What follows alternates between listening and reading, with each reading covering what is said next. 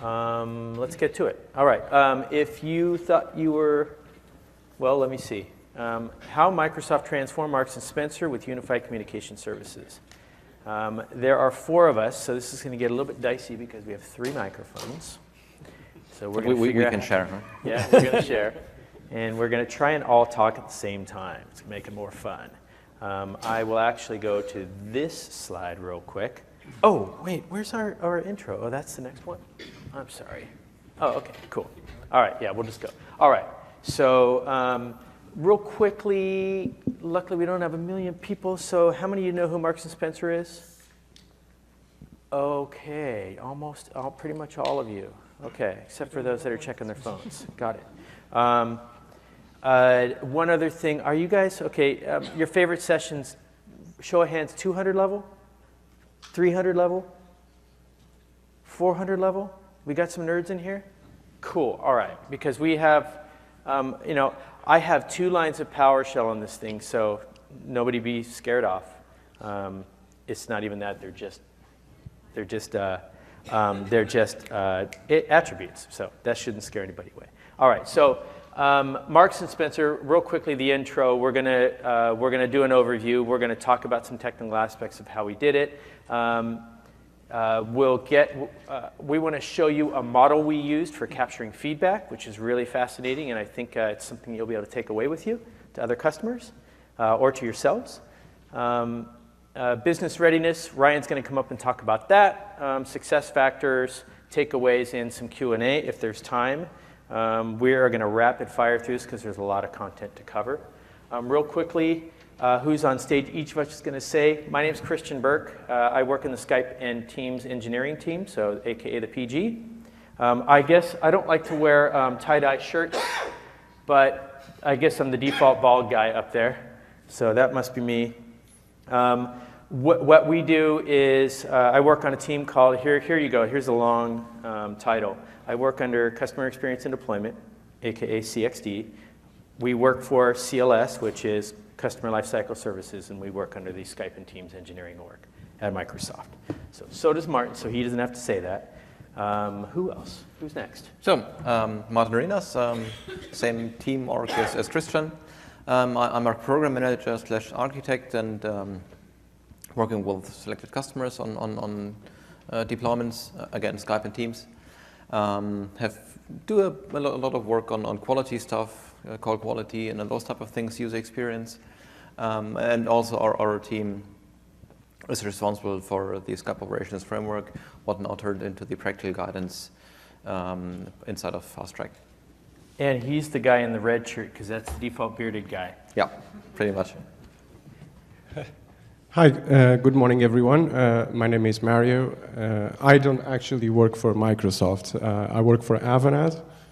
You can tell because I have a different color shirt from him, it's lighter, and because we get the biggest microphone, we don't get the fancy microphones like them.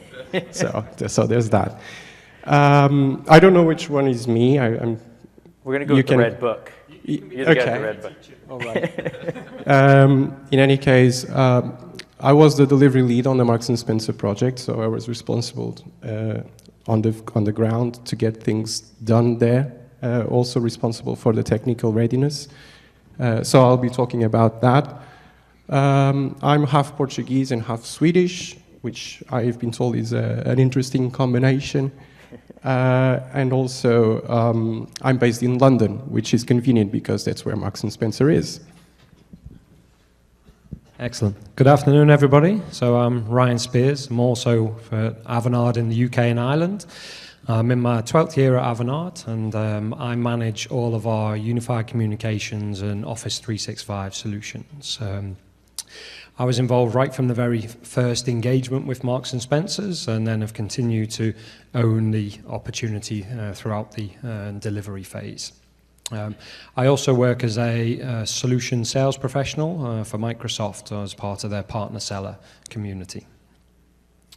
Cool. And off we go. Here, I don't want this. I have my own. I'm good. Good.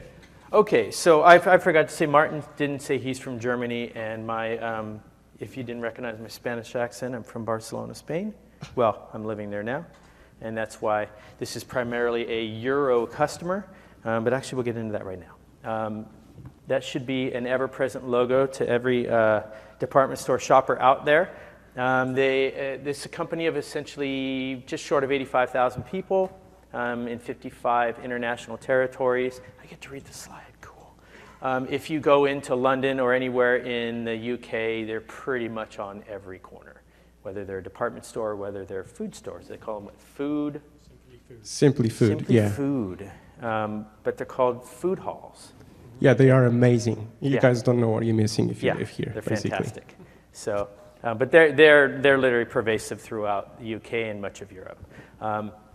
All of this content that we have here is a case study that we just launched, I think yesterday, the 25th. Was yesterday the 25th? Yep. Yeah. If you go to aka/soft or ms/soft, it now redirects to this one, and then you can go find the success stories section there. And in there, you'll find a full case study on everything we're talking about today. In fact, we had to be very cautious about what we talked about because they very much like to control their likeness, their image, and the content that we share. So all of the printed words you see in here are going to be basically right out of the case study. Okay? But first, if I want to just talk about Marks & Spencer and what they did, when we came into this project, Microsoft, Avanade was already in there. When we came in, what we saw was a customer that was ready to go. We saw a customer that had conference rooms built, that they had workspaces, collaboration hubs, they had meeting rooms, they had everything already spoken for, Skype branded, they had it all. Like, they are a model customer when it comes to trying to make some impact with their users and trying to roll out a product. And Ryan's going to talk a little bit about that, but we really had a luxury of coming into a customer that got it already. And just a couple of things you could take away. If you are not that customer, if you really want to be successful rolling out Skype and or Teams, that's really what you need first, is you need that buy-in.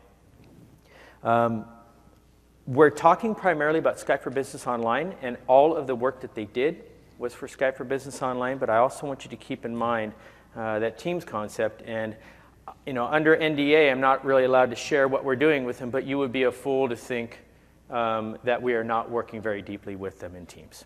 Okay? So all of these foundational elements that you're going to see here are things that you can apply directly to Teams as well. Okay? Common theme. This is really where they started. So, where did they start before they started on their Smarter Working initiative? And it was really around looking at their legacy communication and collaboration tools. They're essentially out of step or becoming out of step with a mobile-centric world, right?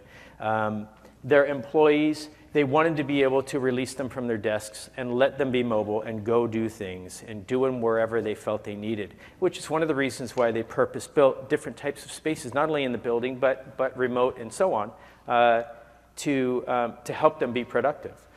We're always focused on cost cutting, but really, increasing productivity and doing those things is also a way to get some money back or to get more out of your employees. And that was really one of the major motions here, was that smarter working. I just want you to keep in mind all the way through.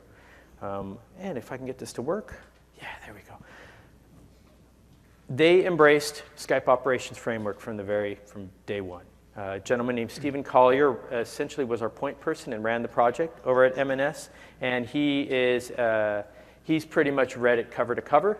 And now that we have Teams in the mix, we now have this notion of practical guidance for cloud voice. That's essentially soft version 4, 3, something like that. But if you go down to aka.ms/soft, you'll see all the new content, and I think we launched the site yesterday, right? Something like that. 9 a.m. yesterday, I think it was. Okay, so what did we do out there? What did they do out there? Keep in mind, 73,000 of their workers are in retail. So that's a secondary project to the primary run we had, which was getting their 7,000 or 8,000 corporate users into Skype for Business Online Cloud Voice. They were already Skype for Business Online users, and what our big mission was to turn on the really hard workloads, which is real-time media, right? And figuring out how to make really high quality calls with great reliability as well. In there, those are actually all of the, our what do you call it, our product names. So essentially in play with Skype for Business Online, phone system, which used to be Cloud PBX, audio conferencing, calling plan, which used to be PSTN calling. So they are a full PSTN calling shop, or I'm sorry, they're a full calling plan shop now. So they don't have any on-premises dial tone that they're putting up into the cloud. Okay, so they went pretty much full boat. They did the whole, everything we had to offer. Okay, and whatever we didn't have to offer, they're seeking out through third-party means, whether it's contact centers or any other add-on products. So in Avanade's no hybrid, pure online. No hybrid, pure online. Exactly. Here was the team, and this is really important because there's two of these circles, actually kind of sort of sometimes three, that seem to get left out. It's really tough to launch a project like this, of this scale, without leadership taking the reins. If you don't have strong executive sponsorship, it's doomed to fail. This is really hard to have a project that bubbles up from IT, to be honest with you.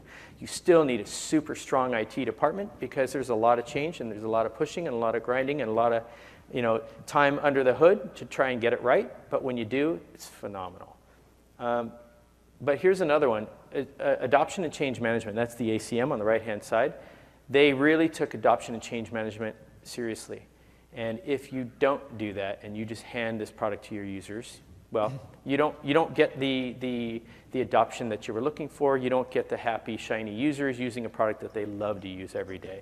You think of the term, I want to use _, and I want them to put Skype in there every single time. And now, sometime in the future, we're going to want to switch that to Teams. But that's for another session and another day. But on the bottom, if you have to have a strong IT department, but to be honest with you, if you don't have a super strong partner as well, you're going to have challenges, and Avanade is arguably the best out there, and they did a terrific job, and we'll get into a lot of what they did today. And then us, that was just Microsoft.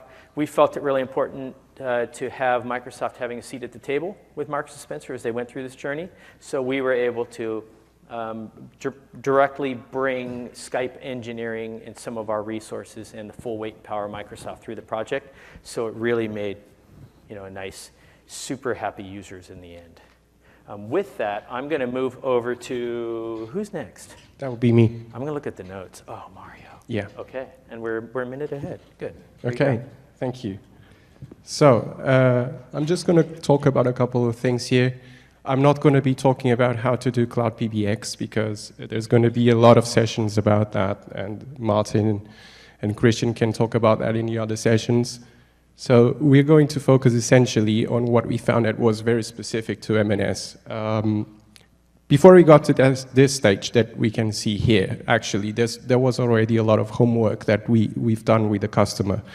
So as Christian was mentioning, he said that he is an example customer because they are Microsoft centric, they want to go with Skype, and we actually, when Avanade came in, we actually saw the same thing. It was actually, a lot of my work had already been done because they said, well, we want Microsoft, so I didn't have to convince them that integration interoperability with other systems might not be the best user or not provide the best user experience.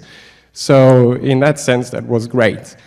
The other thing is, as part of the design for this piece for Cloud PBX, we were able to get away from things like number portability to the cloud. Has anyone done number portability? Show of hands if you have. How many of you thought it was a simple process? Yeah, that's pretty much it. So we got to the stage where we were able to get away with it. So we got new numbers for the users, the business. We had buy-in from the business. We explained to them the benefits and disadvantages. So essentially, that would allow us to go faster, and get the benefits faster, and that's something that they wanted. Another discussion that you may have is around ExpressRoute. So we don't have ExpressRoute. It's all going through the internet. We know that there is no guaranteed quality of service on the internet, blah, blah, blah. The thing is, it actually, if you have a good internet connection, and as Microsoft has recommended, well, go for no express route, just direct internet connection. It actually works really well in the context of Marks and Spencer. So on that note, right after that one, I have a session talking about, this session is called Demystify Internet Connectivity to Skype for Business, Online and Teams, like that's the enormous name, where I'm going to talk about, what you can do to optimize your connectivity over the internet. So if you want to learn more about that, see me in the next session. Yeah, okay, so the publicity now. Okay, so in terms of the specificities of Marks and Spencer, one of the things we found as part of the Smarter Working initiative is that all the users are 100% Wi-Fi. So there's not even desk cables to connect their laptops. They want a full 100% Wi-Fi. This is quite different from other projects that I've worked on, where actually a lot of customers de-scope Wi-Fi from voice projects. So this was interesting to see, well, actually, we need to make the Wi-Fi work. The other thing that was interesting to tie in was the aggressive timescales that we had to work with alongside a number of parallel activities that were happening. So we got there in week 1, and we were told, by the way, you know what? We are also doing a bunch of things here. We are changing the Wi-Fi. We are changing the firewalls. We are changing how we route traffic to the internet. And we are also looking at the security on the network. So, yeah, that's a lot of changes happening at the same time. And we had to have a strategy to deal with this to ensure that we were able to understand how these changes are affecting the environment and how they affect Skype traffic. So how did we deal with this? Well, one of the things that happens in Skype projects is that Skype tends to be the canary in the coal mine. This is actually an expression that Microsoft really likes to use. What it means is, well, in a sense, you should not deploy Skype in a way that you are using your user population as your network monitoring tool. So, they call the service desk with complaints that, calls are failing. That's your network monitoring tool. Probably not a good idea. Get another tool first, okay? That's what we're saying here. So we need to test before deployment, obviously, but also make sure that you have a network tool that you can trust. Well, we'll go into a bit more detail on that next. I'll explain to you why. The other thing is, as I said, there were a lot of changes on the network happening. So we needed to understand, okay, how are those changes affecting us and how are they affecting the project? So what we did was we got daily stand-ups. So it's essentially 30-minute sessions every day where we have the key stakeholders. So we have network people, we had telephony people, we have change enablement people, people that could explain what was actually going on in the project and how things were working. So we were reporting daily on network assessments saying, hey, these are the numbers that we are seeing for latency, jitter, packet loss at these sites. And we had the network team to explain why the numbers were going up or down. So that actually helped us a lot in understanding what was working for them and what was not working for them. And then, as I'm saying, it actually helps us establish the cause and effect relations that we were looking for. So we had changes on the firewall and changes on the Wi-Fi. We needed to understand how are those affecting the deployment. So, in a sense, and from a technical perspective, as you can see, these are mostly focused on the network, especially for Marks and Spencer, because as I mentioned previously, a lot of the complexity was removed in the design phase. So we were able to remove all of those things about portability, et cetera, meaning that we mostly, from a technical perspective, were left with the network as the main focus area, okay? One of the things that I would recommend if you are doing a Skype for Business deployment is, especially Skype for Business Cloud PBX deployment, is use the Microsoft Skype for Business network assessment tool. Even if your network team say that we have this super duper tool, it's great, it's amazing, you still probably could get value from using your own, the Microsoft tool. I'll tell you why. It's actually, you know, if really easy to install. It takes 5 minutes. It's essentially a Mickey Mouse tool. You know, it takes 5 minutes to set up. But the thing is, it's the closest that you can get to actual Skype traffic, and you can actually map it out and see how it goes. So you can then compare those results with what the network team is telling you and see if there are any discrepancies. So I'm not telling you don't trust your network teams. That's not what I'm saying. What I'm saying is, yeah, do it on the side as well, just in case. The other 2 points is the network readiness criteria. Make sure it's clearly understood what we need to achieve. Microsoft has these parameters well established around latency, jitter, packet loss, etc., etc. So make sure that the network teams understand why it is important that we get to those levels. One of the things that you can do is, especially if you have a lot of sites to deploy, build a dashboard, a readiness dashboard, saying, look, for these sites, latency and jitter is good. We still have a bit of packet loss, and use simple systems, you know, a green, yellow, red, to see how close you are to get the to get close to deployment. The other point is around the change enablement activities.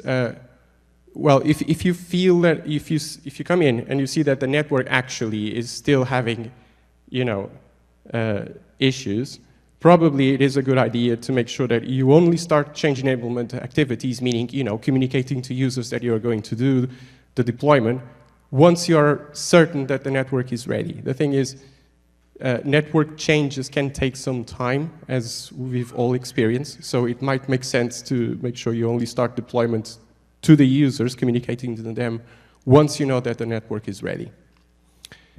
And with that, so we're going next to see how that has affected the project, and Martin will be talking about that. Thank you.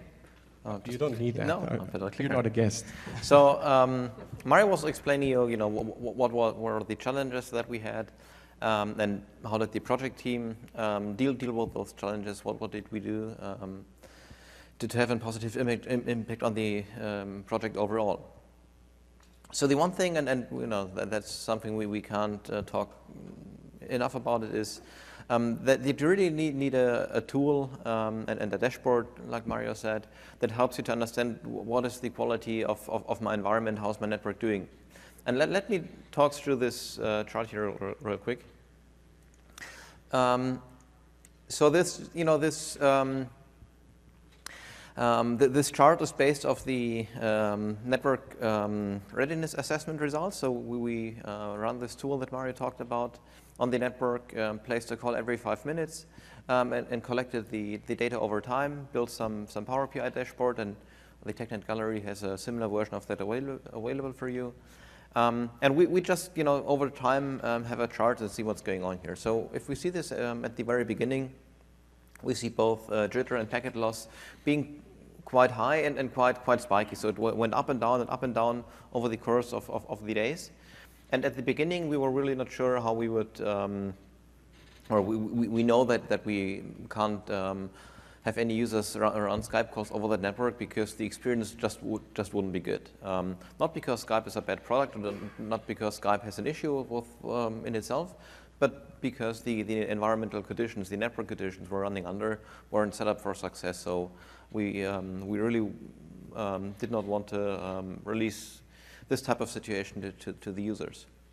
So while going through the process, we're going to talk about this in a bit more detail, we were able to bring down those numbers. And if you see it at the end of this chart, both jitter and latency are under control. There is no big spikes anymore. There's no big uptake anymore.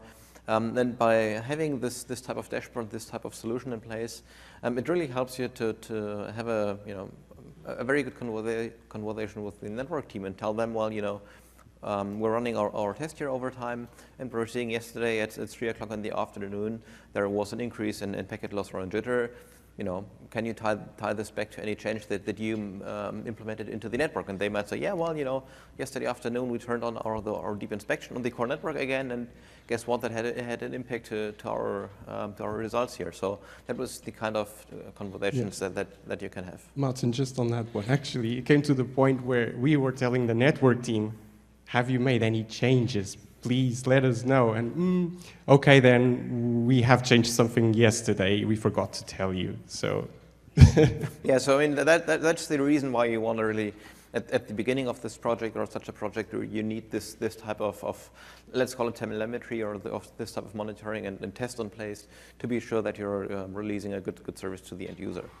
So what are the type of things that we've identified while working with them?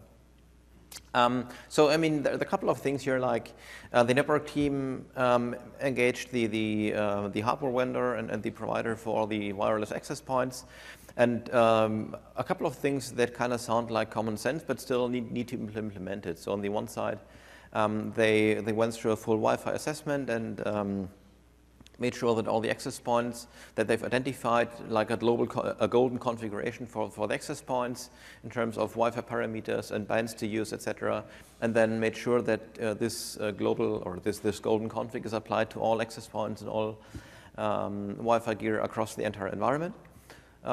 Same for firmware versions and driver versions. So they went through an entire process to making sure that they've identified what is a configuration that works for them, and then made sure that this was rolled out across the entire Wi-Fi environment. Just because you have a centrally managed Wi-Fi, don't assume that every access point is configured the same way. You need to verify this, and you actually need to ask for the network team to implement this.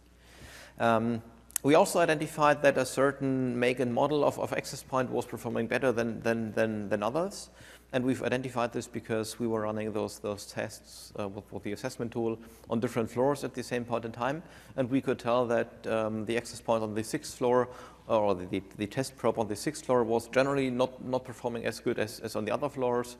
We had disconnects that we couldn't explain, and then turned out that actually the access point that was built into the 6th floor had issues in itself, and then they got to replace those access points. They got their hardware vendor to replace them for them because it just turns out that this particular access point just had some sort of issue.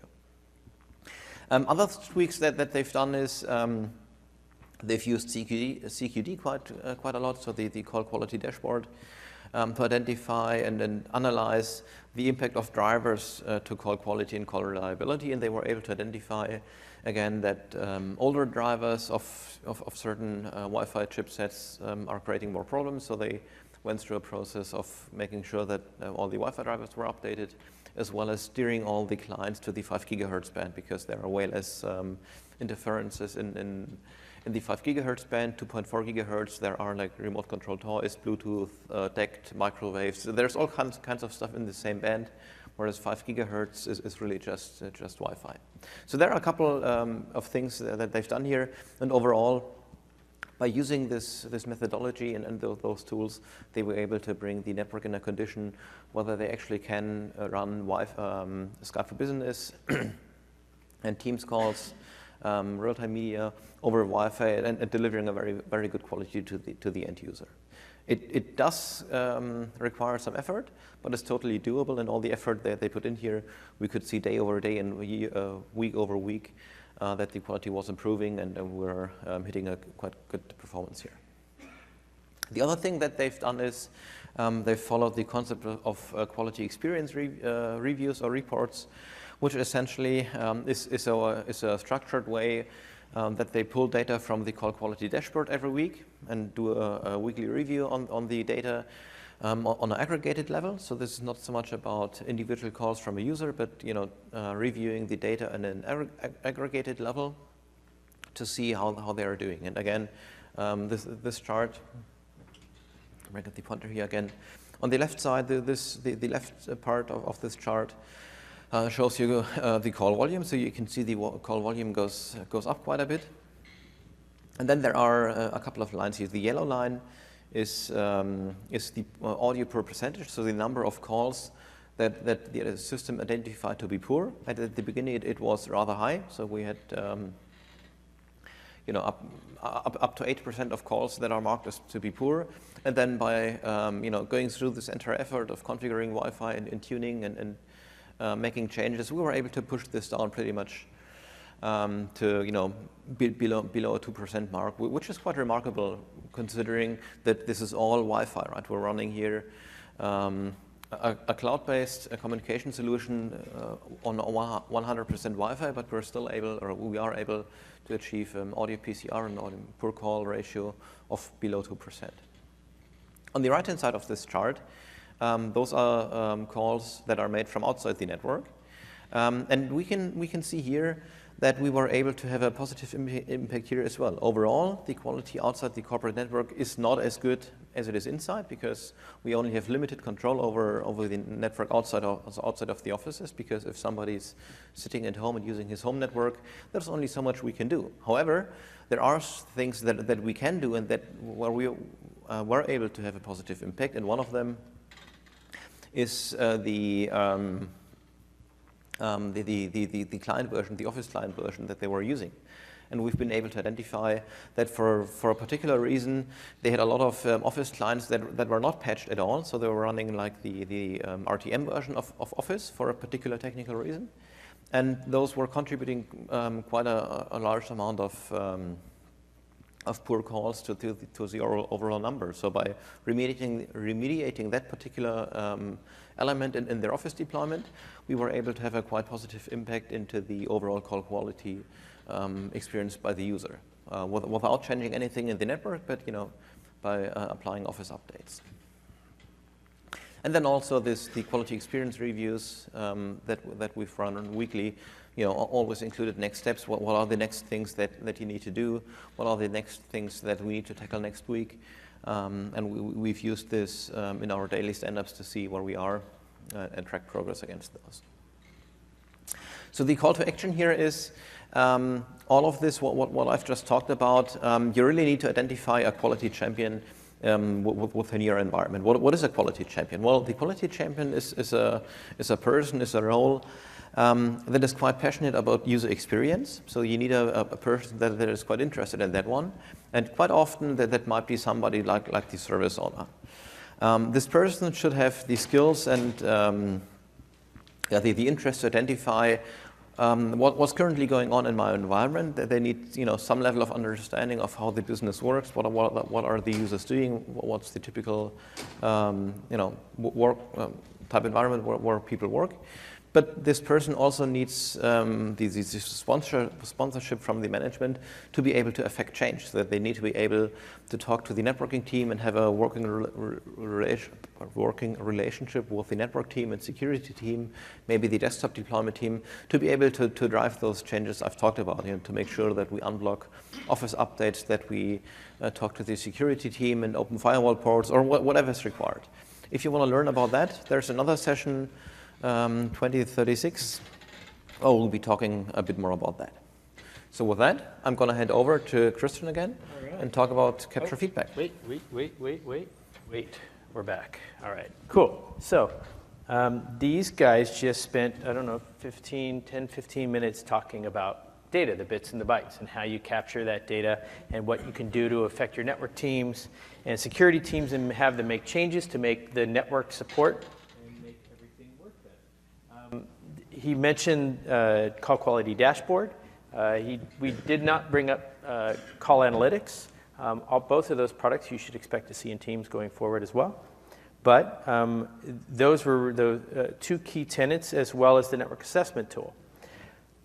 But that's only half the story.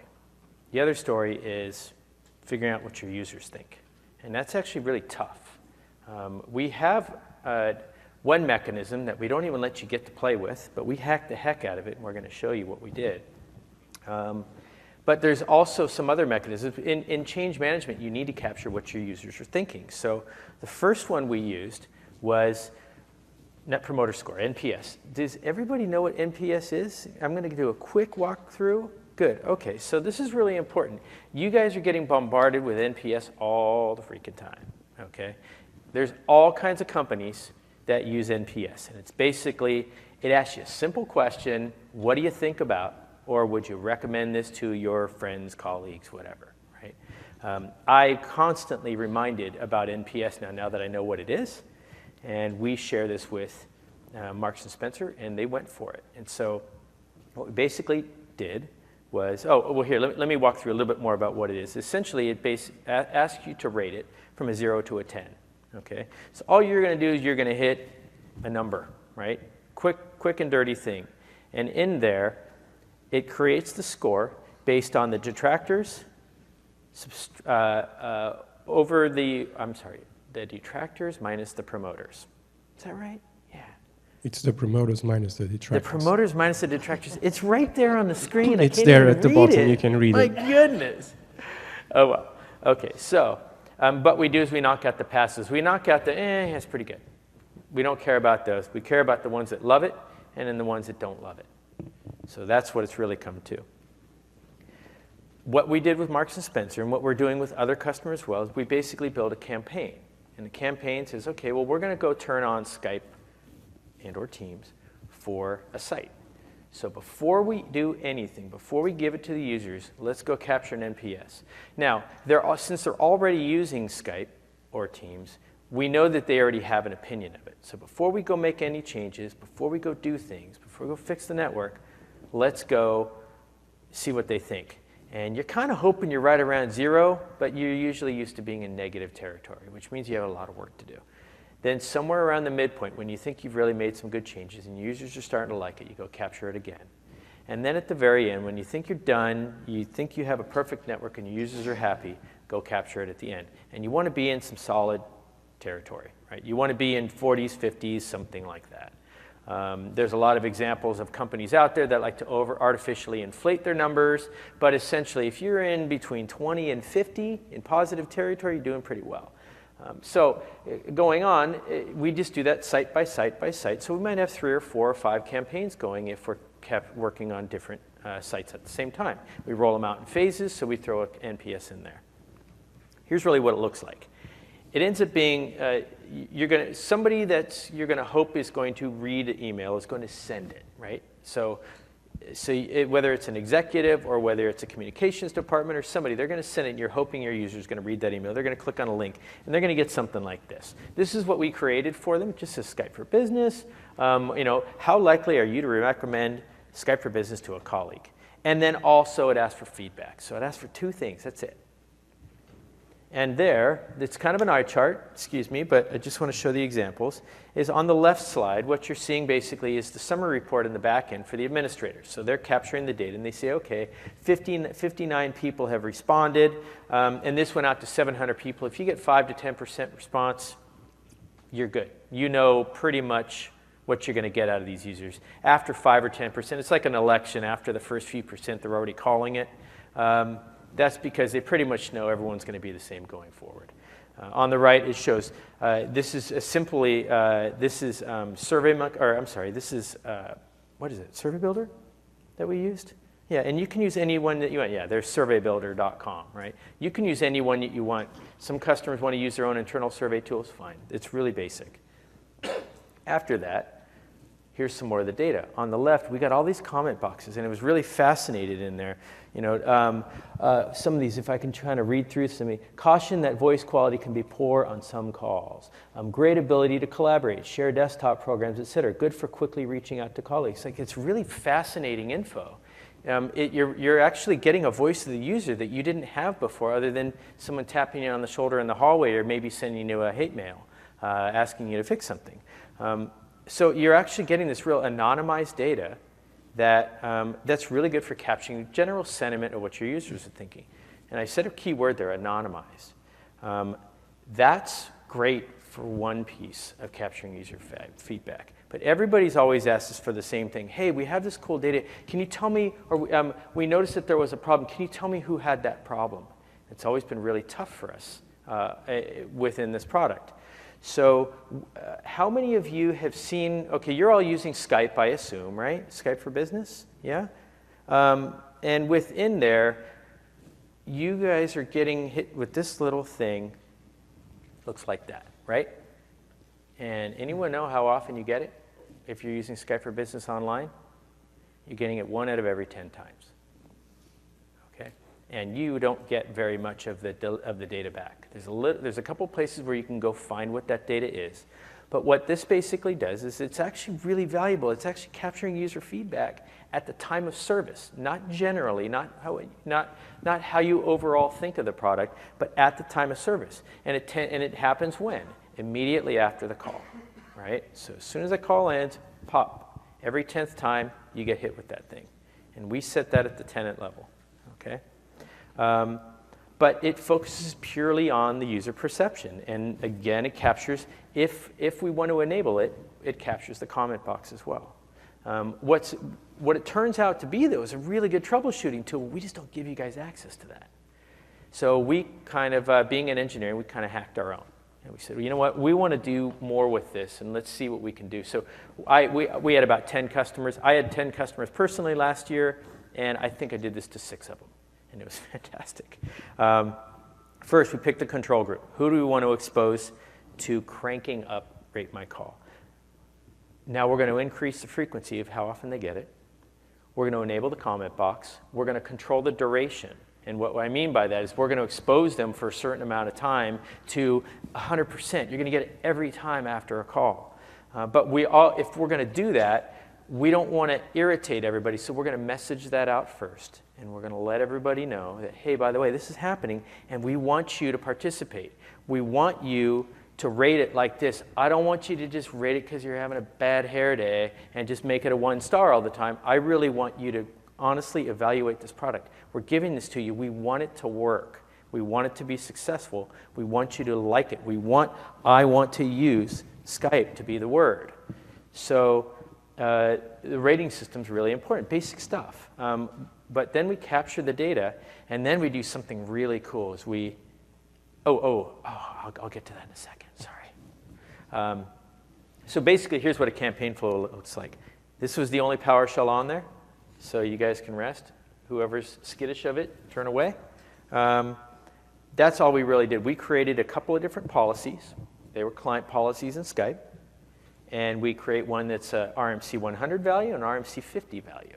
Because the default is 10%, what we basically do is we crank up for the first month. We assign that policy to those groups of users that we're going to turn on.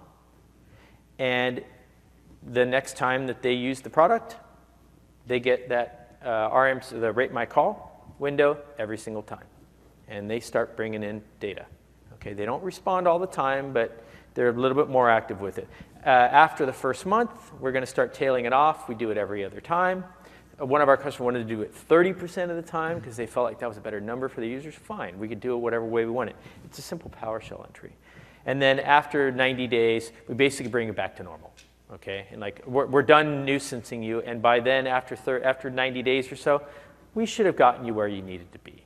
Because this is what we do next. One of the gentlemen on our team, Jason Shave, if you go to the PowerShell gallery, you can type in Shave, that's all you got to type in, and up will come the CXD call data script. And what this cool little script does, I'm not looking for you to memorize what's on this eye chart here and the next 2 slides either. I'm just showing you some of the examples of what comes out of it. Okay? But what he did was he wrote the script that goes into our data cube, and it pulls all this super valuable data of the user and that call that they made. And it correlates that with the feedback that they gave. So if they gave it a 1 or 2 star, we can see what the environmentals looked like when they did it. And here's some of these things. Like, if you look here, what you see is 3 different users. I'm just basically throwing 3 different users of data here. What this script does is it pulls back all kinds of cool stuff, like what kind of headset they were using, what kind of machine they were on, were they on their iPhone using 3G in their car, or did they have, one user have a perfect call, but they gave it a 1 star because somebody on the other end was the one that was having the poor call. And so in their mind, they perceived it as a bad call as well, even though the telemetry said that they were fine. So what we're able to do with this is, and what we were doing over at Marks & Spencer was every single day in the afternoon, I think it was, we ran the script, every morning, they sent merchant marines on the floor, tapping people on the shoulders and saying, hey, I see that you gave a call yesterday a 1-star. Can you do me a favor and tell me what happened? Tell me what you felt. Tell me how it worked for you and why. And can you tell me why you were using your PC mic and speakers even though you had your headset plugged in? Yeah, we had a lot of those. So people still using, this call is rubbish. I'm using the speaker from the laptop in a very noisy environment, but I still want it to be a good call. So we had lots of those. I'm very glad I'm not in service desk because... But yeah, it was fascinating because we were actually able to triage those users and teach them things that they didn't know. And instantly the next day they were a better, happier user. It's really fascinating. And it increased that time to value very quickly. So essentially that effort was we captured immediate feedback at the time of service. We correlated that feedback with actual events and telemetry. And then we went out and tapped users on the shoulder and we said, hey, what happened? How did that feel? How can we make it better in many cases? The result was they're now being watched and they know it. But another one was they felt like they were included in the solution and they felt like we cared when we're trying to roll out a product instead of just dumping it on their desk. And they were left essentially with a much higher NPS because they feel like they're part of the solution. And in the end, we have this metric internally that we like to judge by, which is called time to value. So how quickly can we get our users up there happily using the product and feeling like I want to use Skype as their solution? And this was a huge time to value accelerator, that's for sure. And actually, on that point, Christian, time is of essence if you do and go adopt this methodology. The thing is, don't go ask your users about a call they made 2 weeks ago. You need to go and ask them the same day or the next day, because otherwise they won't remember and you kind of lost the momentum there. And in the meanwhile, they already rated another bunch of calls as a 1-star. So make sure that you tackle it as quickly as possible. Mm-hmm. Excellent. All right, and off to Ryan. Thanks, Christian. So everything that the guys have talked about so far has been focused around the technical readiness. From our perspective, though, this actually represented about 25% of the resource effort that we put into this program. We actually focused the rest of it around, right from the start, at the start of design, around the business readiness and the business change. Christian talked at the start of it around some of the objectives that Marks & Spencer's were working through. We talked about smarter working, and we talked about cost optimization. They were effectively the 2 success factors that this project would be reviewed on at the end by the board and the key stakeholders within Marks & Spencer's. The workplace enterprise architect, Stephen Collier, that you mentioned, he's very passionate about ensuring that he gives the best possible tool set to his users. That smarter working program was something that he wanted to make sure had a real impact to the end users. Today they were using conferencing, but very low numbers of conferencing, and they were still on desk phones. He wanted to revolutionize the way that people worked within the environment and really embrace and also make sure that we achieve the cost optimization by driving the adoption of those services so that we can look to remove the legacy services there and really push for a cloud-first approach. So right from the very first, at the start, we looked to plan the change. We wanted to manage that change program. So we were delivering this not as a technology project, but we were delivering this as a business-led change program. So we worked with them through the plan change part, and that started right from worker segmentation at the same time that we started the high-level design for the technical. So engaging with the business, understanding their current mode of operation, understanding how many different types of users have we got within the scope, what are the personas. The answer is 10, by the way, 10 different groups of people. We then looked to work with them to say, what's the change impact assessment? What are we touching? Each part of the services that we are removing and the new services that we're looking to introduce as part of that. We then looked at the tooling that we were able to leverage to understand what the performance was going to be like, the perception of the users, but also actually to ask them their perception, so the parts that these guys talked about earlier. We then went about working with the business to understand what were the best methods to communicate with the users, what were the right forums, what were the right communities, so that we could engage with the business at the early point, so that we could understand what worked for them successfully in terms of the campaigns that they'd run in the past, and how we could look to maximize the infrastructure and the resources that they already had in place at Marks and Spencers. And then we put in place the program to reinforce the change. So we talked about proactively identifying where the issues are and working with those users to resolve them, to give them a better experience. So that all involved these kind of 3 key pillars of planning, managing, reinforcing. So communication.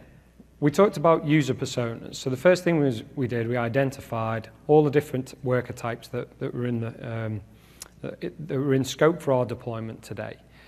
We then identified how do they communicate today? How do they interact internally? How do they interact externally? How do they connect when they're outside the office? How do they connect when they're inside the office? What's their typical mode of operation? Are they using their mobile phone? Are they using the conferencing tools that's available? Are they scheduling meetings that would involve screen share? And then from that, we were able to identify what's the right communication method to communicate with these users, these different groups, what works successfully for them. Because ultimately what we wanted to do was inform the users throughout the entire process of this is coming, here's what it means to how you work today, but here's the benefits in how you can work tomorrow. And start to bring them on that journey to say that this is coming and it's a good thing, and here's the reason why it's going to make a difference to you and how you work today. So communication plan ensured that two-way dialogue. We talked about some of the mechanisms for getting that two-way dialogue, but we actually also just had people within our change enablement team walking in, introducing themselves, tapping on people's shoulders, walking around with a t-shirt saying we're from the Skype for Business program. Do you use Skype for Business today for instant messaging? And actually just going out there and actively communicating with them and getting that feedback firsthand. Don't forget about the Skype M&Ms as well. They were powerful. They were very powerful. Yeah, no, absolutely. We took every possible opportunity to fly the flag for the program. We branded materials, the campaigns. We aligned the campaigns to other campaigns that we're doing, the Smarter Working program. But we also spoke to them and said, when are your team meetings? When are your monthly town halls? Can we have 5 minutes, please, to communicate with your users? So at every possible opportunity, we were looking to show what the benefits of this program and what smarter working actually meant for those individuals. Then we came to the training part. So what the user personas, by creating that and understanding how people work today, it also allows you to tailor your training. So some of these users are actively already using Skype for Business today. They understand the product. They're actually just desperate for you to switch on that functionality. They're comfortable with a soft phone. They've already got a headset. Then actually, let's not put them through classroom training. Let's just provide them with access to videos, access to materials. And actually, let's identify and say, do you want to be a change champion for us? So we identify people within the business that would help us deliver and reinforce that message and understand what's the right type of training. Is it drop-in sessions? Will that work for your people? What's going to be provide the least interruption to your users, but be the most impactful that they can hit the ground running with the new tool set? So all of these things here that we covered off was part of an active joined-up campaign targeted at the different types of users for what we believed and the business believed would be the right approach for their workforce. Okay, so I want to kind of touch on what we see to be some of the kind of top 10 success factors that we learned working within Marks and Spencers. So first of all, I talked about championing the tool set. You know, if you believe in it and can identify for those people how you can make a real impact into how they communicate today, internally and externally, then that's going to make a real difference. So showcasing that platform, but making it real. Be able to talk to them about how it's going to impact them because you know how they work today and how they can work tomorrow. Next one, we talked a lot about the network. 80% of the kind of tickets that we see for our managed service customers effectively are network-related issues. But from the end user's point of view, they just see it as it's the problem is the tool. It's Skype for Business that's the problem. They don't see the underlying network part. So making sure it's assessed through right up front and then continually optimized and leave those tools in place so that you can continually see when changes have been made that they impact your product. We talked about change impact assessment. So this is something that we did right up front with Marks and Spencer. So we had a really good team that we worked with within the from the enterprise architect, but also the overall program lead and the project lead. And they were able to give us real access and insight into the business and connect us with the right people, so that we could then understand what was the impact going to be. And often it teases out a lot of the information from that bottom up that you can never possibly get from the top down view as well. So it identifies a lot of things that aren't documented within their telephony estate today or their conferencing estate. And then you can start to map out and plan for those rather than having to deal with them at the time of cutover and implementation. Stakeholder engagement. You talked about that in here's all of the 5 different groups as part of that circle. I cannot emphasize enough that the success of a program is often based around who is helping push that message. Particularly as the engagement we were delivering was so active and so visible, we needed to have that right stakeholder buy-in to be able to be allowed to be so visible. I mean, I've talked about it already. Communicate. Just keep every possible opportunity. Ask the question to say, when can I communicate and engage with your users? What's the right opportunity to do that? Can we be part of your team meetings? Can we set up in the coffee area in the morning? Can we set up in the dining area at lunchtime? Get the opportunity to get the message out that this is coming and the benefits of it. Ryan, just on just one point here about the tool set and the engagement. It was fascinating to see the project sponsors knowing what we were talking about when we talk about NPS and about Rate My Call, and they wanted to know how are these things going. So they were asking us, hey, what's the latest on the Rate My Call? Are we getting good figures? So, and that's because we explained to them the importance of doing that. And then they absorb the importance of all of these things into how they do things. And I think that they actually, if anything, M&S learned something that they can apply to any other project that involves their users. So in that sense, it was really good to see them using that. Yeah. And the stakeholders really embraced it. We talked about, we had daily 30-minute calls. What we didn't say is they were video conferences. Everybody joined on video using Skype for Business. So they're already using it at the start. Before we've pushed it out there, before we've done our first pilot, everybody involved in that program is actively using full video conferencing, desktop share, and using the functionality of the tool set right from day one. Everybody but me, because it was a 9:30 a.m. call and I was living in Los Angeles at the time. It was a 1:30 a.m. call, so I'd wake up at 1:29 every morning for 30 minutes, 31 minutes, and I did not turn on my video. Yep. Thank you. Yeah, so we talked about making the messaging specific, making it real. That's the same for the training as well. Identifying what's the different mechanisms that work. Often, as a company, we will come in and we will work with the existing training champions within an organization. Sitting down with them and understanding what's worked for them successfully across all the different programs, across the different user groups. That makes a real difference. We don't know how their organization works intimately. They do.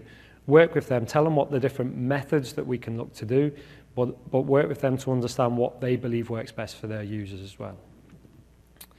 The next 3 areas are all around the tooling. We've talked about this a lot, so I'm not going to go into detail, but hopefully if one of the things that you take away from today's session is there's great tooling out there, but don't just use it reactively. Use it proactively. Use it every single day. Use the insights that it can bring you to make your end delivery much better. Make it as best as it can. And I think that's the key thing that everybody drove across the team from M&S onwards, saying, we want to understand, we want that insight, we want to make it the best possible experience, and that the tools are there to do it. Christian talked right at the very start about some of the hardware. M&S have put a program in place to go and transform all of their meeting rooms to make sure that they are Skype for Business compatible. What I've seen in other deployments is if you don't make that investment, you deliver this wonderfully rich experience for everybody on their laptop, on their desktop, on their mobile phone. But the moment they walk into a meeting room, they're suddenly back to where they were 5 years ago when we're now trying to dial in on a star speakerphone and enter numbers, and we've lost the content sharing, or we've got this thing here, and I mean, nobody likes to walk into a meeting room and have to start picking up one of these. So actually ensuring that all your meeting rooms are going to deliver the same rich experience that you do on your laptop and desktop is key and critical to the user adoption and success. And that issuing of the headset, for the end user, that's when you've made it real. So ensure that they've been well communicated and they feel at that moment that they've got their handset, they're good to go. They know that they can hit the ground running straight away at that moment because that's when it's become real. Okay, all right, Christian? back to me. Oh, there we go. You spoiled the slide. Thanks, pal. Oh, so sorry. No, actually, you know,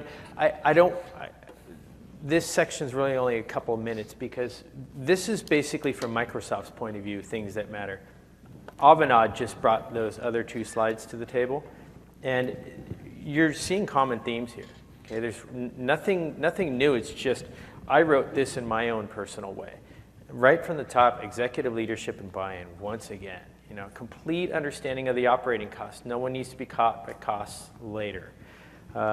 Continuous network readiness, we beat that one dead. Ability to maintain and keep the clients current. In Teams, we're going to kind of do that for you, but in Skype for Business, that's a big effort, is to make sure that you keep your clients current. We're trying to deliver patches and fixes and updates and things like that to you, and if your clients are 2 or 3 or 4 years old, it's really hard to do. So getting you as a customer, having a mechanism that allows you to keep that current is really important. Solid conference room and meeting room strategy, Ryan just said it best, is that that's part of the communication experience. It needs to be given the same type of attention. Investment in monitoring, we already talked about that. Real and certified devices strategy. More often than not, we walk into customers and they say, how many devices do we need? By how much? 30,000 devices you have to go buy. Nobody had that in budget. Like, that needs to get in budget now. If you're going to deploy in 2 years, get it in budget now. Strong adoption and change management. You saw one of the strongest we've ever seen. It was really unparalleled to see, 8 or 10 people marching around the floors every day and making sure customers got the message that we were trying to send. And investment in internal partner-led resources. You need the you need the resources to get these things done. And whether you have it in-house, I would be shocked. What you really need is a partner that does this every day. I always say to my customers, how many networks do you work with? And they say 1. I said, I work with dozens. And that's what a partner's supposed to do. You're supposed to bring that expertise. Sure, maybe they're there for a short amount of time to help those people, get strong at what they do. But in the end, that's really what a partner's there for. So, and that's just about it. A couple housekeeping items. Must-see sessions. Martin's session in what? An hour? Something like that. Demystifying internet connectivity. Evolution of Skype operations framework, which is now called something for cloud voice. Practical guidance. Practical guidance for cloud voice. Thank you. That's Lester's session. He's on our team. He'll be presenting that tomorrow at 2:15. And then if you want to nerd out, Martin and I are going to do a custom policy session, and we're going to get a little bit deeper under the hood about some of the rate my call stuff we did too. We'll rehash that, but at a 400 level. And with that, please evaluate. Please evaluate. We like 5s, by the way. Is 5 the good one this time? I hope it is. Well, okay, no, I'm sorry. We like the best number. Session. We like the best number, whatever it is. That helps. So Christian, we still got some time. Are we able to cover off any Q&A if anybody's... That's it right there. We've kept everybody from lunch, mind you, so, but Unless you we've ate still lunch got early. some time. I see. Questions? And use the microphone, please, if you can. That'll help record the session. I have the microphone, so I guess I'll come over. You can walk around too. Yeah. Either That's way. fine. Sure. How did you convince so many people to let go of a telephone? By understanding how they use their phones today. That's one of the key things. We talked about right at the start, engaging at the time of design, going out and meeting the customer. So we had a guy, Matt Ray, as part of our change enablement team, and he just went out there and met everybody. He sat down with them and said, so how do you work? And he just kind of shadowed and understood how people work today. And then what he was able to do is take that away and then come back to him and say, here's how your kind of day operates today. Well, here's how your day could operate tomorrow. And by actually taking them on that journey and educating them on what the value that the new tool set is going to bring and how it will change the way they interact with people. Simple things like presence. I mean, presence is a wonderful thing. I mean, imagine going back to not having presence anymore and never knowing when you make a call whether that person's going to be there or not. Mm-hmm. You can avoid that straight away, identify by using presence. So it's really taking the users through that communication journey in the training to show them how is it going to be a new smarter working. And I really like that terminology of smarter working that M&S had, because that's what we were doing, teaching them how to work smarter. In which case it becomes quite a simple process. You still get some people who like to be able to just press their button once for a speed dial to phone home, but on the whole, I think if you can educate people on what's the benefit that the new system brings, then they're bought into the journey. And if you have customers or users that still want phones, go down to the expo floor. There's plenty down there. Yep. Plug one in, turn it on. It's a Skype phone. It works.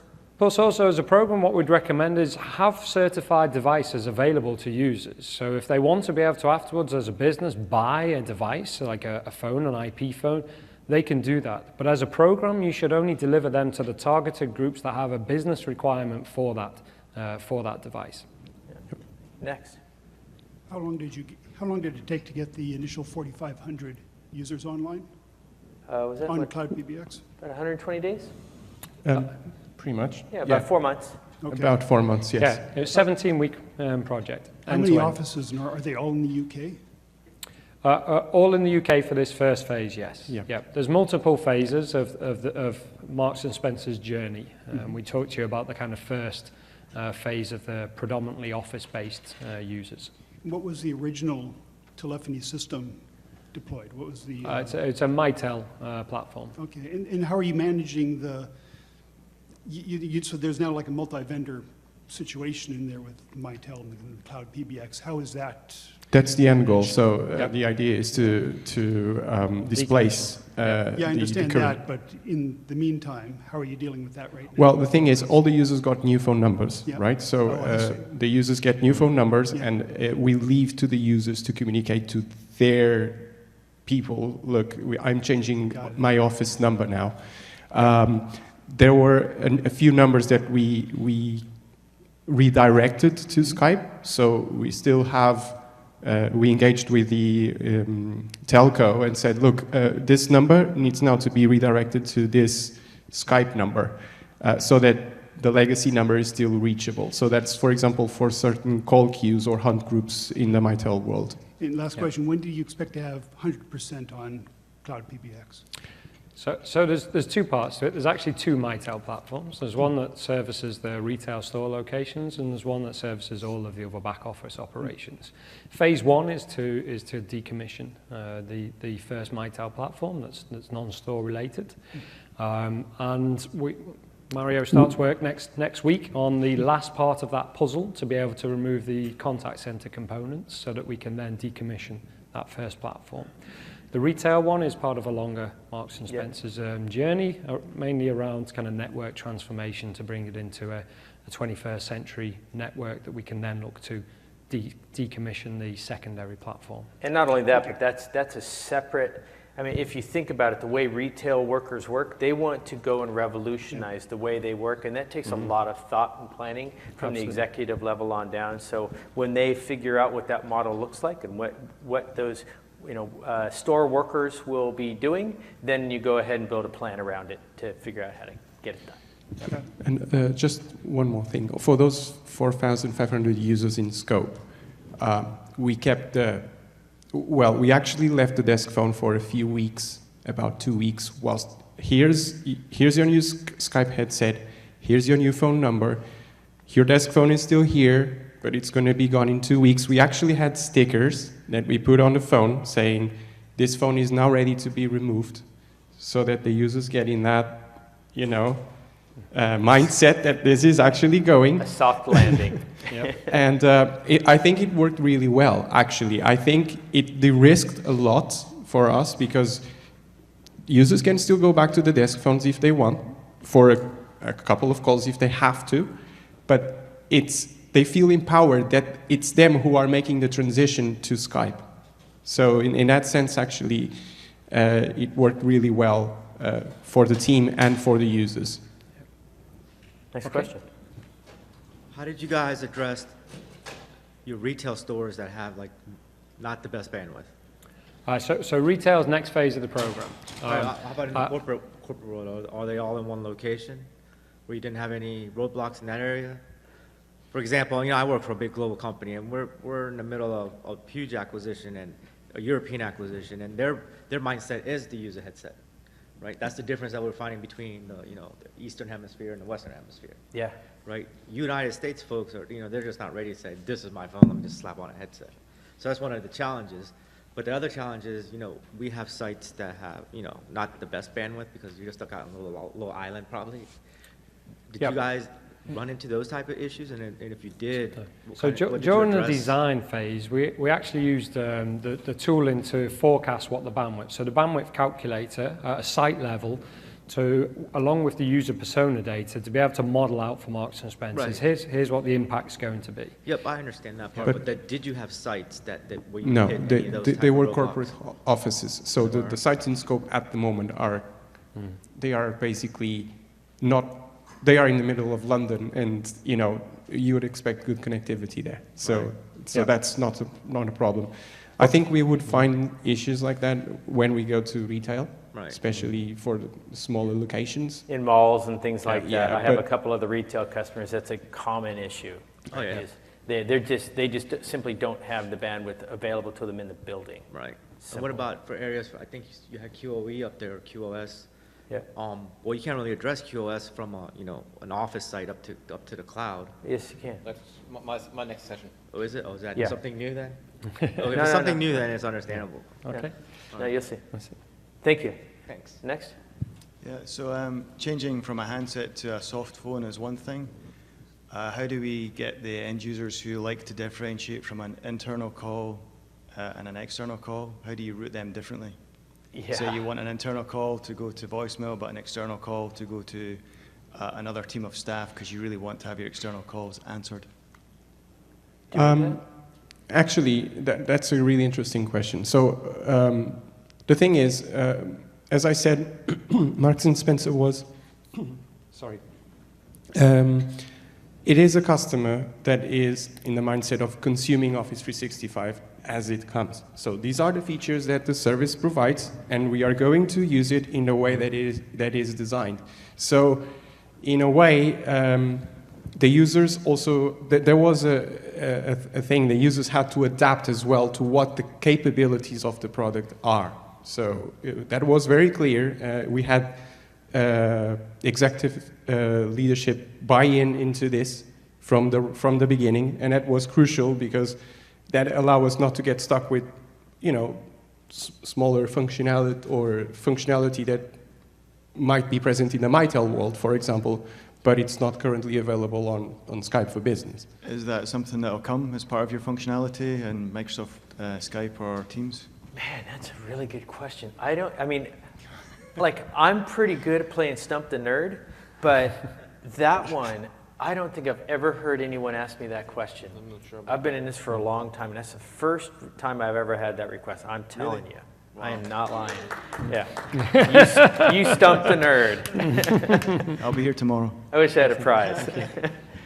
But see me after, because if you really want to find that question, The answer, we can get you info on that, what the roadmap looks like. Okay. We didn't find that particular issue, but we found specific, functionality that is available in PBXs because they have been doing this for decades, so obviously they have it, and Skype operates differently. But the thing is, the buy-in from the business saying, look, this is what we get from Skype, and we're going to use it was, well, actually, it made our life a lot easier. There was one other thing. We did identify a couple of scenarios, and actually what we did was we moved them into scope for the contact center implementation. So there were a couple of call routing situations that were dealt with outside a contact center today, but we moved them into the scope of the contact center piece. Last question? Yes, so how did you, I assume that the SIP trunks are UK SIP trunks that you have for Marks & Spencers? No. There are no SIP trunks. This is cloud Okay. PBX All with Microsoft. Microsoft calling plans. So Okay. Microsoft are the first-party calling provider. Yeah. So 100% all the dial-in conferencing is provided by Microsoft. Microsoft Okay. provide the phone numbers for dial-in conferencing and the phone numbers for the users. And clearly that's not going to work where we don't have service. We had a little bit of a luxury that this was all out of the UK for this particular one, and we could offer service there. But that's where we have alternatives like CCE and a few other, to say, BYOT? No, okay. Yeah, so, I made all the efforts in Europe to move from ISDN to a European SIP trunk for, I think, 16, 17 countries, and now I'm very close to the step. I have to connect that SIP trunk to Skype. So I'm kind of struggling right now. So how do I do that? How do I route that traffic? Yeah. CCE Cloud Connector Edition. Yeah. That's exactly your solution Excellent. for now. Thank you. Thank you. Thanks. Thanks, folks. Okay. Thank you, everybody. thank you, everyone. Cheers. Thank you.